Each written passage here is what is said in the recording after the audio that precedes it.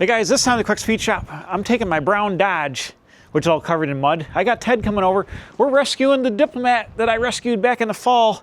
It's been outside all winter, sinking in the mud, and we picked a heck of a day. The wind is blowing 50 miles an hour. It's like 25 degrees out. As you can see, the truck is covered in mud. The trailer's covered in mud. We buried the truck and the trailer and this car. We ran out of batteries for the winch. What a fiasco. You're gonna wanna see this rescue. I gotta go in and take a nap. All right, we made it. Here's Ted, we made it. The wind is absolutely horrendous. Now it's snowing. I'm glad we pulled this thing out of here in the fall because the barn has collapsed and is leaning right where this car was, and it's bad. It's gonna come down any day, and that Fairlane's still stuck in there, which is, I gotta tell them to get it out of here like ASAP. But we're in some tall grass with the truck. I got my Dodge, and I didn't want to get stuck, but the ground feels somewhat good. I think we're gonna use some straps and pull out and wheel this thing around. It's freaking cold. I think I'm just gonna time lapse a lot of this because it's so cold. I can't be filming forever, but we're gonna time lapse her and see how we do.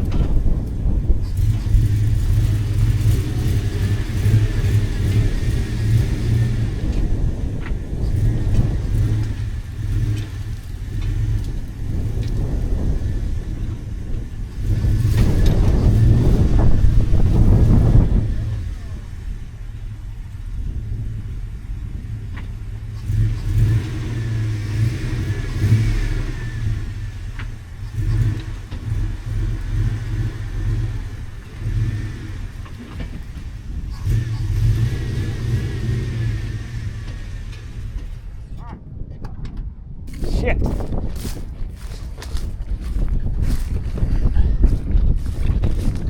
I would have thought we'd be able to pull right out of there. That ain't good. So we're gonna try some boards, I guess.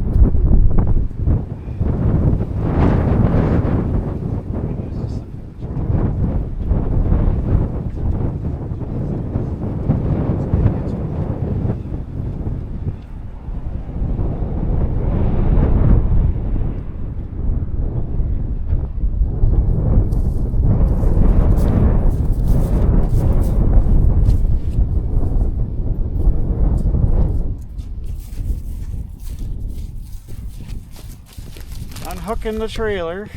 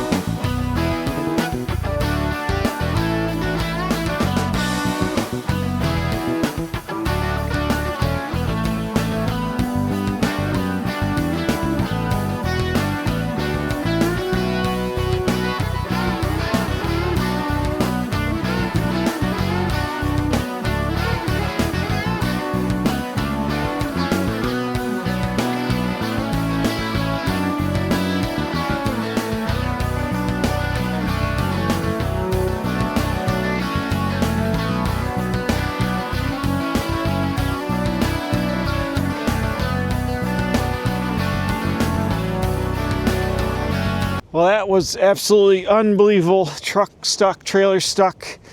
We got struggle bus. The barn, I got to tell my boss to get that Fairlane out of there because the barn has caved in and almost tipped over from when we pulled the car out of there.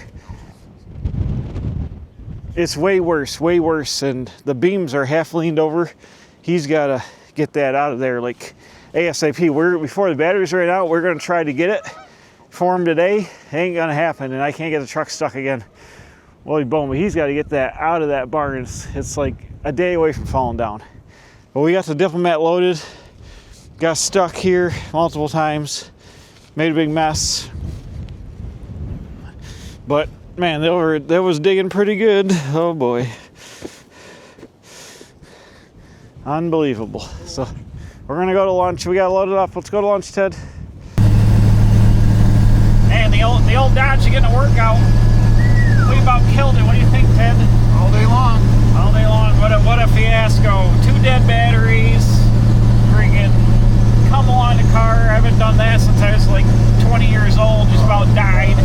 How was that, Ted? Was it fun? No, I'm sorry. Look at all the mud. There's mud everywhere in the truck. Ruined the truck. You gotta go to a laundromat. Yeah, freaking beating on it. There's a Diplomat back there. Finally got it. Man, look at the poor souls sitting at home watching this video. You missed out. Yeah, they could have been running the come along. Holy crap! What a bunch of work that was. Took this truck right from the junkyard, right to freaking burying in the yard. Who's gonna go clean up Harris's lawn? That's what I want to know. We left a trail of mud down the road just like a farmer for about 3 miles. It was great. Guys, we made it back. Ted had to go. We spent way too much time loading this thing up. 2 dead batteries. That was my bad. I didn't check the charge on the first battery, and I had charged the other one, but all the winching we did trying to pull the truck and trailer out and everything else ran the second battery, the good battery, down. The other battery is pretty much worn out, so I'll probably get rid of that because it was useless and stranded us. We were down to 20-year-old me with a come along, even though about died and shouldn't be doing that stuff. We had to get the car on. We were there. What a nightmare. Burying the Dodge up to the hubs in the mud, burying the trailer, unloading the car, loading the car, unloading the car, getting the trailer stuck, truck stuck in the trailer, getting in the road, neighbors yelling at us, leaving 50 miles of mud down the road for the next 18 miles when we left. But we got her back to the old quick speed shop. The Dodge Diplomat, I'm going to charge my batteries up and get it unloaded and swap some other cop car wheels back onto it. They got tires that don't look like trailer tires like that. They're ugly. But swap some good rubber on it. Hopefully all the mice ejected themselves on the way back. If there was mice in it, which there was in the fall, hopefully they're gone. And I think the first thing to do with this thing is hook up a temporary fuel system, check the fluids and stuff. And I made noise with it when I first rescued it back in the fall. I'd like to get it running and see how it runs, clean it out. It's filthy. Give it a wash, but we went right from, I got all excited because it was 60 something degrees out a couple of days, and then went right back into 0-degree weather for winter and snow, and we about broke the brown Dodge in half. Had to get her on her, give her the beans to get out. She was buried pretty bad. The thing would benefit from locker, at least a locker in the back, if it wants to be a off-road truck, because it's got to be if there's mud trains on it, but all 4 of them got slicked up in that deep mud, and it was no good. So luckily we made it out by the skin of our teeth and we're back. So you're looking at it. I hope to get this thing cleaned up, running and driving this summer. It shouldn't need a whole lot of work, probably brakes and brake lines and rubber hoses. I have some wheels and tires for it. I'd like to get rid of the lean burn, drop in an earlier distributor, a ready to run distributor for it. Probably pull off the 2-barrel and put on an Edelbrock 4-barrel with aluminum intake. Build them some kind of custom exhaust for it. And I get this old 83 Diplomat police car package. It's like a municipal car, what do you call it? Taxi cab municipal. It's not a pursuit car, so it's not a 4-barrel car, but it is a 2-barrel 318 with bucket seats, which is kind of rare. The vinyl interior. It had the spotlight's off it. I got a spotlight to put back on it. So I'm thinking about doing like a Dirty Harry type thing, get the little magnetic round light for it, and try to hook up some wigwags and stuff for it, just so we can have fun everybody needs an old police pursuit car in their stable of stuff. Plus it's a Mopar or no car. That's how we go. So if you watch the first video, I got this from my boss, and I've been after it for almost 20 years, and finally he let it go because the barn was coming down, literally. And the barn did come down where this car is sitting. When I went back in there, the back wall had blown in all the way, and there was a steel cable that would have come right down on this car and some other stuff. So got this car outside just in time. I've really got to get on him to get that Fairlane out of there, because that's going to crush that car in like any day now. So that's up to him. But we thought about doing it today, and one of the dead batteries, and nope, not making it happen. So anyways, this guy's back here, and you'll see it soon. I'll unload it tomorrow and stash away, but soon the old 83 Dodge Diplomat police car package, 318 lean burn edition Diplomat sedan will be running, driving, and it'd be nice to have this as a car, if I need a car to drive around in like inclement weather, and or if I fluid film it up really good, I could probably run it in the winter too if I had to. But I've always wanted one of these. They're my favorite police car, the Diplomat. I have about 30 of the cop car wheels that go on these in stock. Just been collecting them for the last 20 years. I used to buy them for $5 a piece at the pick and pull. Now people want $250 a set, and Wheel of Antiques repops them for like $175. So I kind of missed the corner in the market on them. But if you want to buy new ones, you can. If you want to buy wide ones, you can. If you want to run original ones, you can. I have all original wheels for this car. They're a little scaly. They can be sandblasted, but I have some near new old stock ones that I'll probably run on it with probably rubber rake it, put some 255s on the back and 235s on the front, like 60 series all the way around. And kind of like Restore It Ralph does up over in Wisconsin with his 360 Magnum powered turbo Diplomat he's got called Dirty Harry. He's got a pretty neat one. Go check out Restore It Ralph on YouTube, and he's got a gray sedan that they did. It was pretty awesome. I met those guys in Power Tour a couple times, but I want to get this guy going. I thought about black and white in it, but I think I'm going to stick with the inspector's car, just like, you know, Dirty Harry the movie or whatever, where you can just plop your red light up on it, and probably leave it white, maybe paint it like a darker color. I don't know. Do a cheap scuff and shoot. I mean, you can see it's got surface rust. It's got dent in this door, dent in the driver's door. It's going to be a beater, but it's going to be something different. You don't see Diplomats or Fifth Avenues or anything running around anymore. So I'll have the only one in town running around, but I would like to get some of the lights up on the package tray and hook up some wigwags. I have a police console that came out of a Tahoe that I could probably hook up in the middle with a radio and stuff, and kind of like church it up a little bit with some old cop stuff, and just have fun with it. So that's enough for now. I got to get inside. It is still freezing out here. Winter ain't over yet. We'll see you guys next time checking out this awesome Diplomat. Everywhere else, I've got to get in the garage and work on the black Dodge. That's what I'll do. It's warm in there. I'll see you guys next time.